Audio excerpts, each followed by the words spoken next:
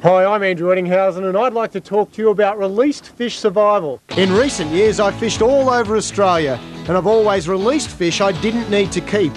My experience has taught me the importance of knowing the correct way to do this. The main thing to remember is gently does it. Fortunately, the number of fishers releasing unwanted fish is increasing. In theory, this means fish numbers are not being reduced unnecessarily. In fact, though, many of the fish that are released are mishandled and sometimes fatally damaged. The Australian National Sports Fishing Association Code of Practice on Releasing Fish outlines how best to return fish to the water in as healthy a condition as possible. A good place to start is to consider the tackle you use. Always try to use tackle that will land a fish quickly, so as to limit exhaustion and stress. That includes avoiding line that is too light for the size of the fish you are likely to catch. However, don't bring the fish in too quickly, as this could increase the risk of damage due to the fish thrashing about when landed. Where possible, use artificial lures with barbless hooks, as these result in fewer fish being gut hooked. Gut hooking increases the chance of fatal injury. The number of hooks on most lures reduces the risk of them being swallowed. Barbless hooks are easier to remove too, minimising further damage to the fish. And a bonus with barbless hooks is that they are much easier to remove if you accidentally hook yourself. When bait fishing, use hook patterns such as circle hooks to increase the likelihood of the hook being lodged in the fish's jaw and to minimise damage should gut hooking occur. Remember, when you use circle hooks, do not strike the fish. Let the fish hook itself. For quick removal of hooks, use a de-hooker such as a hook out or long nose pliers, taking care not to cause any further damage to the fish. If the hook has been swallowed, do not attempt to remove it. Cut the line and leave it. Most fish can get rid of hooks. Never use a gaff to lift a fish from the water. A knotless landing net is best as they remove less slime and reduce the time the fish is out of the water.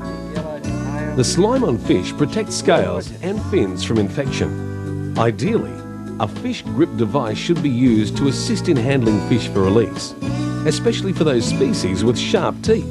Your Australian Fishing Tackle Association tackle shop stocks all the fish-friendly gear and will be happy to advise you on the most suitable types for your purposes. Now let's look at how to actually handle and release fish. Keep fish out of the water for the least amount of time possible. Excellent. Well, it's pretty hot, so I might get him back in the water.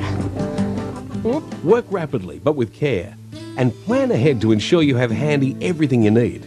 Do not place fish on a hot, dry surface for hook removal. Preferably use a wet towel, and have wet hands when touching fish. Where possible, ensure fish eyes are shaded during the time out of the water, as direct sunlight can damage them. Never put your fingers inside the gill cover or eye sockets when handling fish for release. Using a fish grip device is a good idea.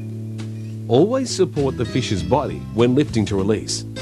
This is especially important with large fish. Support their body at all times to avoid damage to the jaw and internal organs that may result from the fish being held upright by the jaw. The best method is to place a hand under the stomach while the fish is still in the water and take the weight off the hook. Very large fish should not be removed from the water. Fish should be released by carefully placing them head first back into the water. Some fish may need to be swum around to promote water flow over the gills to ensure their revival. Do not just throw the fish overboard. Reef fish caught in deep water may need special handling to improve their chances of survival. When they are brought up from depths of 20 metres or more, gases in the fish's swim bladder may have expanded dramatically. It is quite easy to tell if this has happened, as the fish's stomach is pushed out of its mouth. When this occurs, venting of the swim bladder will allow the fish to return quickly to a comfortable depth and improve the survival rate. Venting is simply puncturing a small hole with a hollow tube in the swim bladder to allow the air to escape. This method of venting can vary depending on the species of fish. If there are predators around, you ought to consider options such as weighted lines to return the fish quickly to the bottom.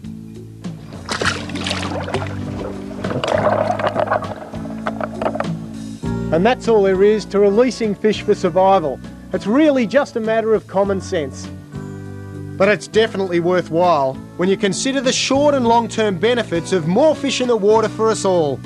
A good catch plus careful release means fish for the future for everyone. Here's a recap of the accepted best practices. Use tackle that will cause fish the least amount of damage, including artificial lures with barbless hooks, hook patterns like circle hooks for bait fishing, as well as de-hookers, knotless landing nets and fish grip devices. Place landed fish on a wet towel and handle with wet hands. Do not put fingers inside gill covers or eye sockets, and where possible, shade fish's eyes from direct sunlight. Large fish, particularly, should have their body supported at all times by placing a hand under their stomachs. Deep water reef fish may need to have their swim bladders vented before release.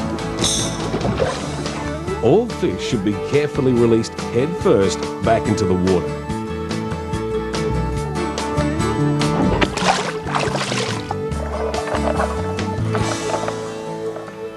Should you have any questions on the subject, talk to your local AFTA Tackle Shop staff or log on to the Released Fish Survival website.